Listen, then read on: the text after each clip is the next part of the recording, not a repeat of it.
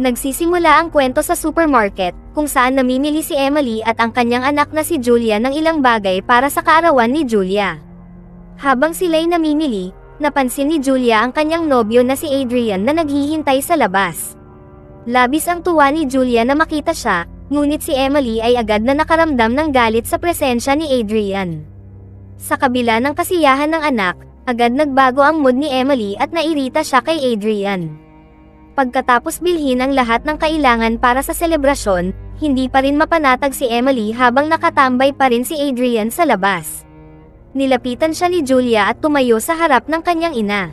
Sinabihan siya ni Emily na pumasok na sa sasakyan, sabay babala na iwasan si Adrian at huwag siyang subukang inisin sa araw na iyon. Ngunit biglang naging mas komplikado ang sitwasyon nang sumama si Adrian sa kanilang sasakyan.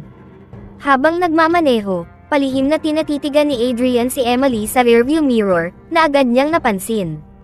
Unti-unting hindi mapakali si Emily sa mga titig nito, may kakaibang interes si Adrian sa kanya na hindi niya maipaliwanag at lalong nagpapalakas ng kanyang kaba. Pagdating nila sa bahay sa tabi ng lawa, kung saan gaganapin ang selebrasyon, inalok ni Adrian si Emily ng tulong sa pagbitbit ng mga pinamili, ngunit tumanggi siya at sinabing hindi niya kailangan ng tulong at mas mabuting umalis na ito. Hindi pinansin ni Adrian ang sinabi niya at pinilit na tumulong, dala-dala ang mga bag papasok ng bahay. Habang naghahanda ng pagkain para sa party, muli siyang nilapitan ni Adrian. Inalok siyang tumulong at tinanong kung bakit tila galit ito sa kanya. Ipinaliwanag ni Emily na hindi siya galit, ngunit nagulat siya sa mga titig nito at hindi siya komportable sa ideyang karelasyon ito ng kanyang anak.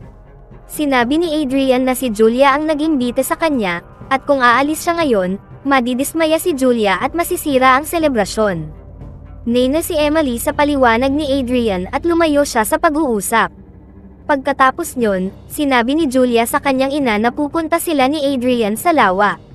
Pinipigilan siya ni Emily, binabalaan na hindi mabuting tao si Adrian at baka nilalaro lang nito ang damdamin niya. Ngunit hindi pinansin ni Julia ang mga babala ng kanyang ina at sumama pa rin kay Adrian. Iniwan si Emily na puno ng pagkabigo at pakiramdam na hindi siya pinakikinggan. Upang ilihis ang isip, nagsimula si Emily maglinis ng bahay, ngunit hindi niya maalis ang pakiramdam na may mali kay Adrian. Pinanood niya ito habang naglalaro kasama si Julia sa may lawa. Bagaman wala siyang malinaw na dahilan, may kakaiba sa kilos ni Adrian na hindi niya matukoy. Habang nagdedekorasyon, bigla na lang pumasok si Adrian mula sa likuran, ikinagulat ni Emily. Tinanong niya kung bakit nandoon ito. Sagot ni Adrian, pinapakuha raw siya ni Julia ng cream. Naiinis, tumanggi si Emily at sinabihan siyang siya na lang ang kukuha. Ngunit lumapit palalo si Adrian at inamin na mas naaakit siya kay Emily kaysa kay Julia. Sinabi niyang mas bata at mas maganda si Emily. Labis na nainsulto at hindi mapakali si Emily. Sinubukan niyang iwasan ang usapan at sinabi kay Adrian na may paparating na bus at mas mabuti pang umalis na siya bago ito dumating. Pagkatapos, nagtungo si Emily sa banyo, guilty sa unti-unting pagkakaroon ng damdamin para kay Adrian, bagay na lubos niyang ikinabahala.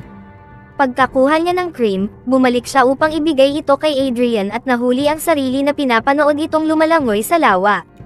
Habang pinagmamasdan, lalo siyang humanga dito, ngunit agad niyang sinubukang itanggi sa sarili ang nararamdaman.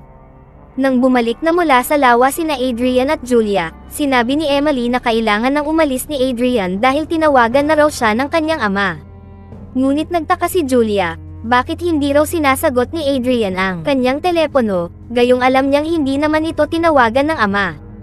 Humarap si Adrian kay Emily at hiniling na bigyan siya ng huling pagkakataong makasama si Julia, ngunit inamin na ang tunay na dahilan ng kanyang paglapit ay ang kagandahan ni Emily.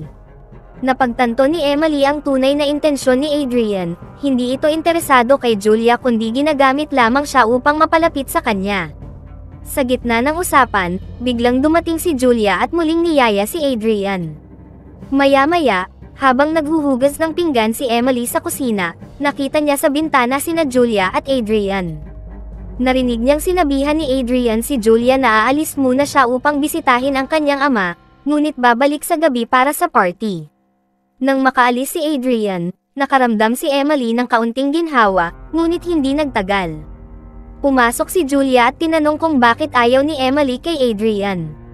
Ayaw ni Emily ng gulo kaya sinubukan niyang ibahin ang usapan at hiniling kay Julia na tumulong sa huling paghahanda para sa party. Ngunit mapilit si Julia, sinasabing mabait si Adrian at tunay na nagmamahal, dahil palagi raw itong may magandang sinasabi tungkol sa kanyang ina. Kinabahan si Emily. Upang iwasan ang karagdagang usapan, sinabi niyang kailangan pa nila ng gatas sa supermarket. Kahit may nabili na siya, itinago niya ito at nagpasyang siya na lang ang pupunta. Ginamit niya ang pagkakataong iyon upang makipagkita kay Adrian. Habang nasa sasakyan, kinumpronta ni Emily si Adrian. Tinanong niya kung bakit nilalapitan nito ang kanyang anak. Sagot ni Adrian, matagal na raw niyang pinagmamasdan si Julia at nahumaling siya sa agwat ng edad. Inamin niyang hindi siya naglakas loob na lapitan si Julia kaya mas pinili niyang lapitan si Emily. Sa sandaling iyon, bumigay si Emily sa kanyang kahinaan at nagsimula ng palakpakan kay Adrian. Tinanong siya nito kung kailan siya muling makikita. Sagot ni Emily, kailangan munang makipaghiwalay ito kay Julia upang hindi masaktan ang anak, ang tanging anak niya. Pumayag si Adrian, ngunit nakiusap na huwag siyang layuan ni Emily. Ngunit labis nang nabagabag si Emily sa kanyang mga ginawa. Sinabihan niya si Adrian na bumaba na ng sasakyan. Pagbalik niya sa bahay, wasak na ang lahat ng dekorasyon at umiiyak si Julia. Tinanong siya ni Emily kung ano ang nangyari. Lumuha si Julia habang sinasabing nakatanggap siya ng mensahe mula kay Adrian na nakikipaghiwalay ito at aalis na ng lungsod. Sobrang nasaktan si Julia at inaming tama ang kanyang ina mula sa simula pa lang, niloko lang siya ni Adrian. Napuno ng matinding guilt at pagsisisi si Emily, nang mapagtanto niya ang bigat ng kanyang pagtataksil. At dito nagtatapos ang pelikula.